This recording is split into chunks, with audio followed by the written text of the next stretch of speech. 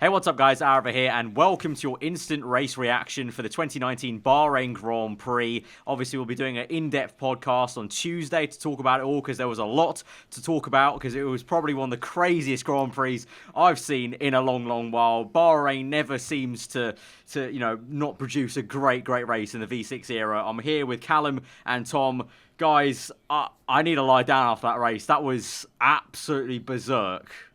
That was mental. To say that obviously in more recent years, but Germany of last year was quite mental, but I had to say that this is up there, one of the top three races of the last 3 or 4 years. Like, that was absolutely insane. And we went from the excitement of the overtakes, and we also had the emotions of heartbreak for Charles Leclerc. I think all three of us are hearts absolutely sunk for him. I can't believe that this sport is so cruel and mean, but the fact that he's still got a podium is still brilliant. But this race, wow, I can't believe it. Yeah, I think I'll pretty much echo that. Really incredible. But I found the best Bahrain Grand Prix ever, in my opinion. That's the one. Like, Yeah. It had everything. It was up there. The action, the midfield battles. A shout out to Lando Norris as well, P6. Really good race from him, in my opinion. Because he was like P16 after the first lap. He got tangled up. So McLaren are really good as well. Renault, that double DNF. What the hell? Ricardo What? having That's so strange. last year, like literally last year, Ricardo had the exact same problem with the Red Bull. The timing of Crazy. that was like... And yeah, mad race. Like, shout out Hulkenberg as well, because he's qualified 17th and he was Came all the way through, like, yeah. Their double DNF reminded me of last year when Verstappen had contact with Hamilton, had a left rear puncture, and then in the exact same camera shot, you saw a Red Bull in the background of Ricciardo who had broken down. It literally echoed last year. One of the strangest, in the same corner as well. It's one of the strangest things, but I don't think the retirements were linked. They did like 2 different types of retirements. No, mate, they were emotionally linked. The Renaults gave up. They saw Leclerc, what happened? They just gave up. Those engines were like, nah, we're a donzo out here. Smash through the window, jump off. I think overall, if we hark back to our previous podcast where we talk about the Ferrari engines, we wonder if they've sorted their issues or whether or not that'll affect them moving forward. That podcast just became way more relevant now. Yeah, and I was about to walk into this and go, what, we tried absolute honk last weekend because Ferrari were absolutely dominant, and especially Charles Leclerc. Like he absolutely nailed this weekend, nailing all of the qualifying sessions, first in FP1 and FP3 as well. To then have that happen to him on a race where he gets his first pole position, what is this sport sometimes? He had dominated that race once he got back in the lead. I mean, the composure he had to come back after that bad start, come back, get the lead like that, and then just pull away with ease. Control everything. The fact that it went like that, and you could see for the very first time, I think that was the first team radio from Leclerc I've ever heard, where he genuinely sounded like half angry, half confused, half like just flummoxed. Flustered. Yeah, flustered is the word perfect. Like, he genuinely didn't know what to think about it, because that was so, like you said, like, just this sport is so bloody cruel. It just doesn't. Literally, it's just the way it seemed too good to be true for it to happen in the second race already, didn't it? It was like, Australia had them signs when he was catching Vettel up, at the end of the race. But then today he was like, okay, he's had a perfect weekend. It's looking good. And then 10 laps to go. I want to cry. I want to cry. And then at first, it was like, okay, maybe you can still get a second. Bottas is 30 seconds behind, but then you quickly realised, it's going to be third. And then it was going to be fourth, but luckily, a little bit of luck. The Renault's imploded. Yeah, he still gets his first podium. It could have been worse. He could have maybe had to pull over or retire and not even get the extra 1 point for the fastest lap. So he's still got 16 points. I guess that's something in a way, because he could have none. Yeah, still got the fastest lap, and as we speak, he is on the podium now. So it's not all good. It's not all bad. It's just such a shame that he could be 2 steps higher Hamilton on that podium. Himself, like he kind of like said sorry as he overtook him, and then he apologised. The first thing he said, his engineer was a bit of a. To be fair, I didn't agree with the engineer sounding so happy. No, I didn't either. He was like, "Get in there, Lewis," and Lewis was like straight away, "Well, you know what? It's a shame for Charles. Let's be fair." Yeah. Even like Toto was like half smiling because he kind of understood the situation. Like, my God. What it does make you realise, though, and it makes us sit up and realise as fans, and I think with Mercedes and Ferrari as rivals, is we've got a bloody good championship on our hands, because Bahrain's the first representative track of the season, which harks to the most tracks on the calendar, and with all, apart from obviously Vettel and his spin, which we'll talk about in a minute, that battle between Mercedes and Ferrari for the opening 15 laps, but then throughout the whole race as well when it comes to strategy, wow. Like, we've never seen that before, where there's been multiple overtakes for first, second, and third positions. Yeah, I think we'll talk about it on Tuesday, but I've got a few thoughts. As the not resident Ferrari fan, but the most Ferrari lenient guy here, I thought it was a very messy weekend from Ferrari, in my opinion. Very messy.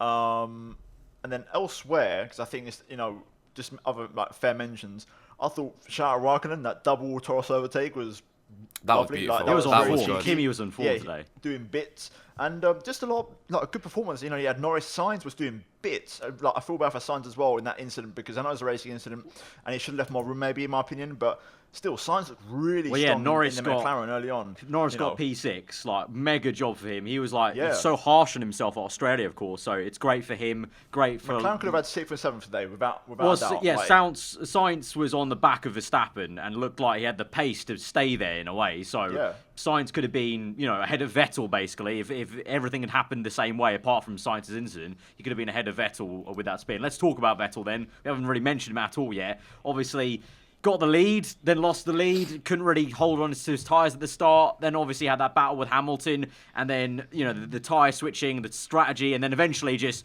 that overtake from Hamilton round the outside, and then Vettel just drops it on the exit, and like Rosberg was very harsh on Sky, just saying he's not left his mistakes from last year. It's the same Vettel from the end of last year. Yeah, he had no mercy. I mean, we do have to mention the conditions today. It was the windiest Grand Prix that they've had in a very long. I think it's been officially the windiest Bahrain Grand Prix they've ever had. So that obviously sand on the track and just the very very sensitive aerodynamics of the cars. We did see a lot of overtakes. Hamilton locking up into turn 10 quite a bit. Leclerc doing it as well, and in different parts of the track. In turn 4, pretty much the highest point of the track, and it was strange because it was a brilliant battle between Hamilton and Vettel. It was so, especially the lap before, it was ruthless coming out of turn 4. They were so close, and the fact that they didn't touch really does show why they've got pretty much 9 world championships between them. But how we managed to drop it again, he's turning himself into a meme. I thought we left this spinning Vettel in 2018, and he's done it again. We talked about the reset, over winter, and it's like, where did it go? Like, it's the midlife crisis mustache. Listen, we talked about it. The mission with no sponsor obviously gives Ferrari more speed. Well, the mustache does not remove the curse. These traumas. It's the curse. You need to think of something else, like maybe swap out for a goatee or something. Like try something else. It really does. You need to change it up. But I will say this. It was. I'll go in more detail on Tuesday, but this weekend reminded me exactly of Germany last season, where the first half was great. The team overlooked Vettel completely this weekend. I think even qualifying yesterday, and also both stops where Hamilton got the undercut on him in the first stop when that shouldn't have happened, and then also was put under pressure in the second stop by staying out an extra lap when he didn't really need to.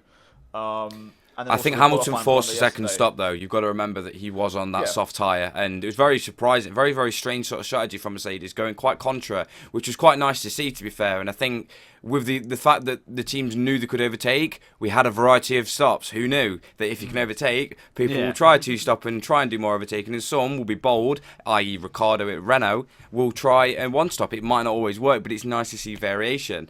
But yeah, like you say, Vettel, he was screwed over at the stops, to be fair. But, Leclerc was ahead. He gets preference. He can get the protection. And, it was also very unfortunate for Vettel as well, that the fact that those 4 flat spots on his car ripped that front wing off. That is one of the strangest things we've ever seen in a very long time. That's just bad luck. Very, very bad luck. And to be fair, it's rare that you see like that majorly flat spotted tyres from a spin like that. So it was a little bit confusing, but that's his luck for this weekend. That gave me strange flashbacks to Alonso in Malaysia when he did that towards turn 1. 6 years ago, that was pretty much the day. Pretty much the day. But I think you've got to realise as well. I think there's someone that we haven't spoke about, which is Valtteri Bottas, who was on top of the world in Australia, 30 seconds behind his teammate. He let Beard gang down, lads. He let Beard gang down. He did. He started what off on fire, on earth? He was on fire at the start. He got second. He had a good start, and Leclerc. And then he was harking back to his his pace used to drop off like last year. Yeah, he still got second. He still got second. Obviously, he was that was probably like even more like gifted for he should have been 4th this race. Yeah, but he's still due to Vettel and Leclerc. He's still there, but we can also still comment on that it was gifted. But yeah, he is the championship leader still. And 30 seconds behind. I don't think he's a championship leader anymore. Is he not? I think he is. No, I think he still is. Unsure. This is the him and Hamilton would be equal because points, 26 and then Bottas got the 18 fastest would lap. be 30, 44, wouldn't it? They're literally 1 point apart. Like Yeah, they've 1 point apart. They've reversed the positions from the 2 races, but Bottas got the fastest lap point in Australia, so it's just the 1 point. It's very strange though, coming off the back of a week where everyone was very much pushing Bottas's ability and his reset over the summer, over the winter, pardon me, and then suddenly being 30 seconds behind your teammate is quite a shock. It was, And I think that terrible. Me personally, I thought, like for example, qualifying was good. I thought he was so close to Lewis in qualifying yesterday. Yeah, within a tenth. and yeah, so, Bottas is leading by a point. It's just flashed up on my screen now. Listen, he could bounce back in China and be Australia Bottas, and then it's back to normal. Like, I think it's just one race. We'll have to see like about Ferrari. it. We'll have to see. I want to talk about Red Bull. They were nowhere, mate. Poor. Red Bull. In Australia, it kind of felt like Verstappen kind of got them out of trouble a bit. I think Brundle put it well on Sky. He was like, it seems like Red Bull still haven't really dialed into exploiting 2019 as much as the other teams. Like, it's I mean, Verstappen obviously at the start he was kind of a little bit punchy, but then he got caught up with Sainz, and then after that he was pretty much nowhere. Like, he tried to cover off Bottas, and then they eventually fell away. Even Horner wasn't very confident about the strategy they were going to try and pull off. They were kind of, Horner said, we're hoping Bottas gets tired egg, but obviously that never happened. And then Gasly, just another, he got on the points. He got what was it, P8. But it was another flat race for Gasly, where he has been saying he's not liking the way his Red Bull's driving. So we'll see how that develops. But it just is another kind of blow. Well, he complained, didn't he, about oversteer snaps. Some Van Dorn vibes from Gasly at the minute so far for 2 races. The fact that the Toro Rosso team were fighting the Red Bull team. Well, Albon, well done to him. His first points in F1. Yeah. P9. Yeah. I loved his racecraft out there. He was like really smart about some certain moves, especially when he's fighting Gasly, and also with Raikkonen. Just kind of let him go at the right point, just so he can fight his teammate, get past those cars. He was playing it well.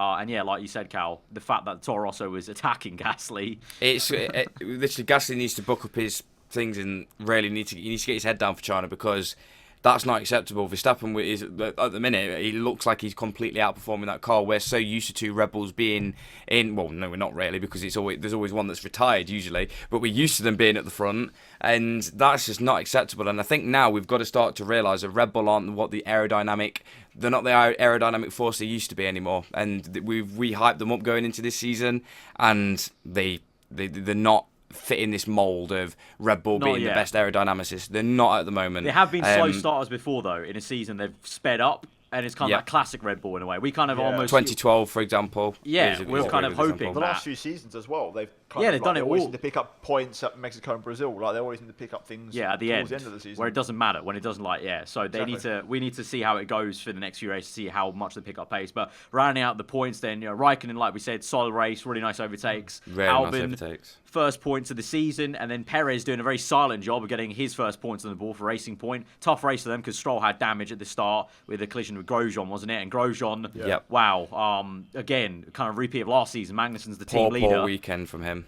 And Grosjean's the one in the background. background. Bad luck, though, damaged the floor that turn 1. Yeah, it was bad. He wouldn't be in that position if he didn't block Norris in qualifying. Australia wasn't his fault either. No. But Haas, as a team, again, me and Tom were kind of correct at the podcast we said earlier. That flip-flop thing, Haas just really weren't there this weekend. So surprise. Magnussen dropped through the field. Magnussen was good yesterday in qualifying over 1 lap. Well, yeah, they had 1 lap pace, but where was the race pace? There's 57 laps. You can have all the qualifying pace you like. Change from one day to the next, like. Yeah. I thought yesterday, I was like, when I saw Magnussen get that lap in Q3, I was like, whoa, okay. This is something. They're good. But then literally in the race, they just fell away.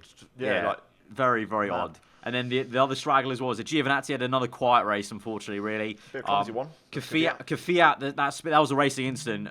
They called it on the race control, but Kvyat just got yeeted out the race basically. And then who else is left? The Williams cars had another test session. Okay.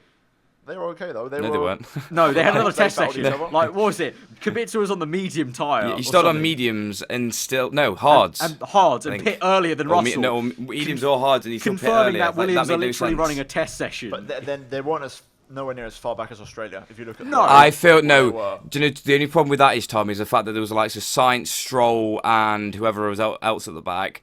they were giving them out. stuff to do. Yeah, like they were just kind of picking past them, when in reality... Yeah, true. That's also the thing about racing. Got to be there to pick up the pieces. Reliability. A la Hamilton, you know, he's won the race fair and square. He was there to pick up the pieces. And all in all, I think that goes nice swing roundabout back to that. I mean, what a crazy race. 2 Renaults DNFing. They're going to have to investigate that. But that is pretty much it for this instant race reaction. Guys, a final word on that. Just... I think still credit to Hamilton. Got to give him some credit. You know, that move on Vettel was move of the race for me. Like around the outside. Yeah.